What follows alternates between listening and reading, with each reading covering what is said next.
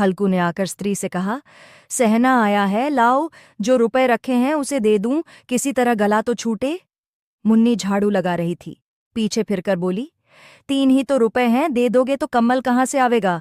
माघ पूस की रात हार में कैसे कटेगी? उससे कह दो फसल पर दे देंगे, अभी नहीं। हल्कू एक क्षण अनिश्चित दशा में खड़ा रहा।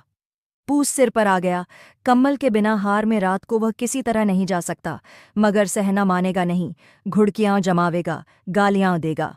बला से जाड़ों में मरेंगे, बला तो सिर से टल जाएगी। यह सोचता हुआ वह अपना भारी भरकम डील लिए हुए, जो उसके नाम को झूठ सिद्ध करता था, स्त्री के समीप आ गया और खुशामद करके बोला, ला दे दे, गला तो छूटे। कम्बल के लिए कोई दूसरा उपाय सोचूंगा। मुन्नी उसके पास से दूर हट गई और आंखें तरेरती हुई बोली, कर चुके दूसरा उपाय, जरा सुनूं तो कौन सा उपाय करोगे? कोई खैरात दे देगा कम्बल, न जाने कितनी बाकी है, जो किसी तरह चुकने ही नहीं आती। मैं कहती हूं, तुम क्यों नहीं खेती छोड़ देते? मर मर काम करो, उपज हो तो बाकी दे दो, चलो छुट्टी हुई। बाकी चुकाने के लिए ही तो हमारा जन्म हुआ है, पेट के लिए मजूरी करो, ऐसी खेती से बाज आए। मैं रुपए न दूंगी न दूंगी। हल्कू उदास होकर बोला, तो क्या गाली खाऊं? मुन्नी ने तड़प कर कहा, गाली क्यों देगा, क्या उसका राज है? मगर ये कहने के साथ ही उसकी तनी हुई भौहें ढीली पड़ गईं। हल्कू के उस वाक्य में जो कठोर सत्य था, वह मानो एक भीषण जंतु की भांति उसे घूर रहा था। उसने जाकर आले पर से रुपए निकाले और लाकर हल्कू के हाथ पर रख दिए। फिर बोली, तुम छोड़ दो अब किसे खेती, मजूरी में सुख से एक रोटी तो खाने को मिलेगी, किसी की धौंस तो न रहेगी। अच्छी खेती है, मजूरी करके लाओ, वह भी उसी में झोंक दो, उस पर धौंस। हल्कू ने रुपए लिए और इस तरह बाहर चला मानो अपना हृदय निकाल कर देने जा रहा हो। उसने मजूरी से एक एक पैसा काट कपट कर 3 रुपए कम्बल के लिए जमा किए थे। वह आज निकले जा रहे थे। एक एक पग के साथ उसका मस्तक अपनी दीनता के भार से दबा जा रहा था। पूस की अंधेरी रात, आकाश पर तारे भी ठिठुरते हुए मालूम होते थे। हल्कू अपने खेत के किनारे ऊख के पतों की एक छतरी के नीचे बांस के खटोले पर अपनी पुरानी गाढ़े की चादर ओढ़े पड़ा कांप रहा था। खाट के नीचे उसका संगी कुत्ता झबरा पेट में मुंह डाले सर्दी से कूं कूं कर रहा था। 2 में से एक को भी नींद न आती थी। हल्कू ने घुटनियों सो गर्दन में चिपकाते हुए कहा, क्यों झबरा, जाड़ा लगता है? कहता तो था, घर में पुआल पर लेट रहे तो यहाँ क्या लेने आए थे? अब खाओ ठंड, मैं क्या करूं? जानते थे मैं है यहाँ हलवा पूरी खाने आ रहा हूं, दौड़े दौड़े आगे आगे चले आए। अब रो नानी के नाम को। जबरा ने पड़े पड़े दुम हिलाई और अपनी कूं कूं को दीर्घ बनाता हुआ एक बार जम्हाई लेकर चुप हो गया। उसकी श्वान बुद्धि ने शायद ताड़ लिया, स्वामी को मेरी कूं कूं से नींद नहीं आ रही है। हल्कू ने हाथ निकालकर झबरा की ठंडी पीठ सहलाते हुए कहा, कल से मत आना मेरे साथ, नहीं तो ठंडे हो जाओगे। ये रान पछुआ न जाने कहाँ से बर्फ ले आ रही है। उठूं फिर एक चिलम भरूं, किसी तरह रात तो कटे। 8 चिलम तो पी चुका, ये खेती का मज़ा है।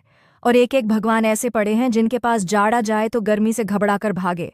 मोटे मोटे गद्दे, लिहाफ कम्बल, मजाल है जाड़े का गुजर हो जाए।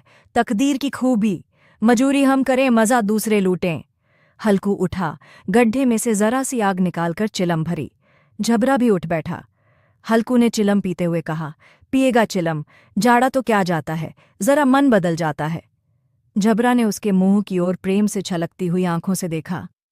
हल्कू, आज और जाड़ा खा ले, कल से मैं यहाँ पुआल बिछा दूंगा, उसी में घुसकर बैठना, तब जाड़ा न लगेगा।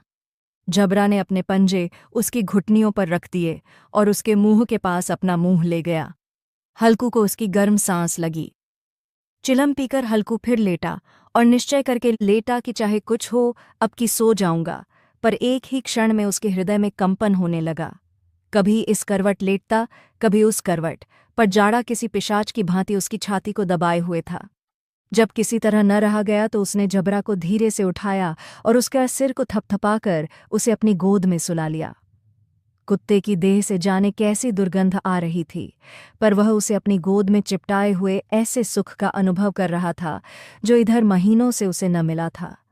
झबरा शायद यह समझ रहा था कि स्वर्ग यही है, और हल्कू की पवित्र आत्मा में तो उस कुत्ते के प्रति घृणा की गंध तक न थी। अपने किसी अभिन्न मित्र या भाई को भी वह इतनी ही तत्परता से गले लगाता। वह अपनी दीनता से आहत न था जिसने आज उसे इस दशा को पहुंचा दिया। नहीं, इस अनोखी मैत्री ने जैसे उसकी आत्मा के सब द्वार खोल दिए थे और उनका एक एक अनुप्रकाश से चमक रहा था। सहसा जबरा ने किसी जानवर की आहट पाई। इस विशेष आत्मीयता ने उसमें एक नई स्फूर्ति पैदा कर दी थी जो हवा के ठंडे झोंकों को तुच्छ समझती थी। वह झपट कर उठा और छपरी से बाहर आकर भूंकने लगा। हल्कू ने उसे कई बार चुमकार कर बुलाया पर वह उसके पास न आया। हार में चारों तरफ दौड़ दौड़कर भूंकता रहा। एक क्षण के लिए आ भी जाता तो तुरंत ही फिर दौड़ता। कर्तव्य उसके हृदय में अरमान की भांति ही उछल रहा था। 1 घंटा और गुजर गया। रात ने शीत को हवा से धधकाना शुरू किया। हल्कू उठ बैठा और दोनों घुटनों को छाती से मिलाकर सिर को उसमें छिपा लिया, फिर भी ठंड कम न हुई। ऐसा जान पड़ता था सारा रक्त जम गया है, धमनियों में रक्त की जगह हिम बह रहा है। उसने झुककर आकाश की ओर देखा। अभी कितनी रात बाकी है? सप्तर्षि अभी आकाश में आधे भी नहीं चढ़े। ऊपर आ जाएंगे तब कहीं सबेरा होगा। अभी पहर से ऊपर रात है। हल्कू के खेत से कोई 1 गोली के टप्पे पर आमों का एक बाग था। पतझड़ शुरू हो गई थी। बाग में पत्तियों को ढेर लगा हुआ था। हल्कू ने सोचा, चलकर पत्तियां बटोरूं और उन्हें जलाकर खूब तापूं। रात को कोई मुझे पत्तियां बटोरते देख तो समझे कोई भूत है। कौन जाने कोई जानवर ही छिपा बैठा हो, मगर अब तो बैठे नहीं रहा जाता। उसने पास के अरहर के खेत में जाकर कई पौधे उखाड़ लिए और उनका एक झाड़ू बनाकर हाथ में सुलगता हुआ उपला लिए बगीचे की तरफ चला। जबरा ने उसे आते देखा तो पास आया और दुम हिलाने लगा। हल्कू ने कहा, अब तो नहीं रहा जाता जबरू, चलो बगीचे में पत्तियां बटोर कर तापें। टांठे हो जाएंगे तो फिर आकर सोएंगे, अभी तो बहुत रात है। जबरा ने कूं कूं करके सहमति प्रकट की और आगे आगे बगीचे की ओर चला। बगीचे में खूब अंधेरा छाया हुआ था और अंधकार में निर्दय पवन पत्तियों को कुचलता हुआ चला जाता था। वृक्षों से ओस की बूंदें टप टप नीचे टपक रही थीं। एकाएक एक झोंका मेहंदी के फूलों की खुशबू लिए हुए आया। हल्कू ने कहा, कैसी अच्छी महक आई जबरू, तुम्हारी नाक में भी तो सुगंध आ रही है। जबरा को कहीं जमीन पर एक हड्डी पड़ी मिल गई थी, उसे चिंछोड़ रहा था। हल्कू ने आग जमीन पर रख दी और पत्तियां बटोरने लगा। जरा देर में पत्तियों का ढेर लग गया। हाथ ठिठुरे जाते, नंगे पांव गले जाते थे और वह पत्तियों का पहाड़ खड़ा कर रहा था। इसी अलाव में वह ठंड को जलाकर भस्म कर देगा। थोड़ी देर में अलाव जल उठा। उसकी लौ ऊपर वाले वृक्ष की पत्तियों को छू छू कर भागने लगी। उस अस्थिर प्रकाश में बगीचे के विशाल वृक्ष ऐसे मालूम होते थे मानो उस अथाह अंधकार को अपने सिरों पर संभाले हुए हों। अंधकार के उस अनंत सागर में यह प्रकाश एक नौका के समान हिलता मचलता हुआ जान पड़ता था। हल्कू अलाव के सामने बैठा आग ताप रहा था। एक क्षण में उसने दोहर उताकर बगल में दबा ली, दोनों पांव फैला दिए, मानो ठंड को ललकार रहा हो, तेरे जी में जो आए सो कर। ठंड की असीम शक्ति पर विजय पाकर वह विजय गर्व को हृदय में छिपा न सकता था। उसने जबरा से कहा, क्यों जब्बर, अब ठंड नहीं लग रही है? जब्बर ने कूं कूं करके मानो कहा, अब क्या ठंड लगती ही रहेगी? पहले से यह उपाय न सूझा, नहीं इतनी ठंड क्यों खाते? जब्बर ने पूंछ हिलाई। अच्छा आओ, इस अलाव को कूदकर पार करें, देखें कौन निकल जाता है। अगर जल गए बच्चा तो मैं दवा न करूंगा। जब्बर ने उस अग्निराशि की ओर कातर नेत्रों से देखा। मुन्नी से कल न कह देना, नहीं तो लड़ाई करेगी। यह कहता हुआ वह उछला और उस अलाव के ऊपर से साफ निकल गया। पैरों में जरा लपट लगी पर वह कोई बात न थी। जबरा आग के गिर्द घूमकर उसके पास आ खड़ा हुआ। हल्कू ने कहा, चलो चलो, इसकी सही नहीं, ऊपर से कूद कर आओ। वह फिर कूदा और अलाव के इस पार आ गया। पत्तियां जल चुकी थीं। बगीचे में फिर अंधेरा छा गया था।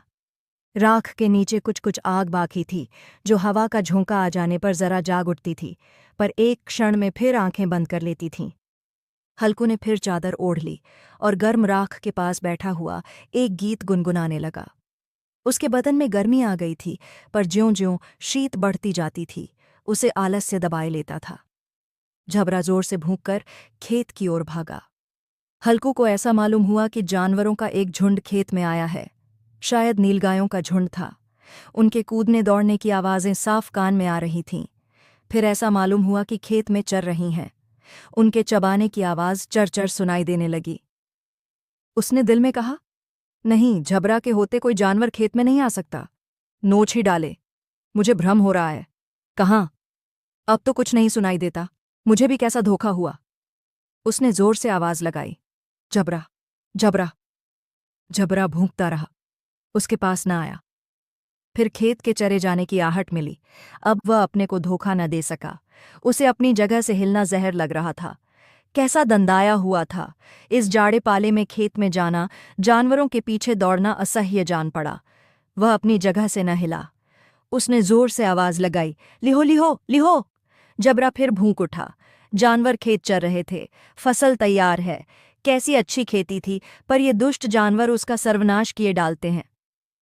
हल्कू पक्का इरादा करके उठा और 2-3 कदम चला, पर एकाएक हवा का ऐसा ठंडा चुभने वाला बिच्छू के डंक का सा झोंका लगा कि वह फिर बुझते हुए अलाव के पास आ बैठा और राख को कुरेदकर अपनी ठंडी देह को गरमाने लगा। जबरा अपना गला फाड़ डालता था। नीलगायें खेत का सफाया किए डालती थीं और हल्कू गर्म राख के पास शांत बैठा हुआ था। अकर्मण्यता ने रस्सियों की भांति उसे चारों तरफ से जकड़ रखा था। उसी राख के पास गर्म जमीन पर वह चादर ओढ़कर सो गया। सवेरे जब उसकी नींद खुली, तब चारों तरफ धूप फैल गई थी और मुन्नी कह रही थी, क्या आज सोते ही रहोगे? तुम यहां आकर रम गए और उधर सारा खेत चौपट हो गया। हल्कू ने उठकर कहा, क्या तू खेत से होकर आ रही है? मुन्नी बोली, हाँ, सारे खेत का सत्यानाश हो गया। भला ऐसा भी कोई सोता है? तुम्हारे यहां मड़ैया डालने से क्या हुआ? हल्कू ने बहाना किया, मैं मरते मरते बचा, तुझे अपने खेत की पड़ी है। पेट में ऐसा दर्द हुआ कि मैं ही जानता हूं। दोनों फिर खेत के डांड पर आए। देखा, सारा खेत रौंदा पड़ा हुआ है और झबरा मड़ैया के नीचे चित्त लेटा है, मानो प्राण ही न हो। दोनों खेत की दशा देख रहे थे। मुन्नी के मुख पर उदासी छाई थी, पर हल्कू प्रसन्न था। मुन्नी ने चिंतित होकर कहा, अब मजूरी करके मालगुजारी भरनी पड़ेगी। हल्कू ने प्रसन्न मुख से कहा, रात को ठंड में यहां सोना तो न पड़ेगा?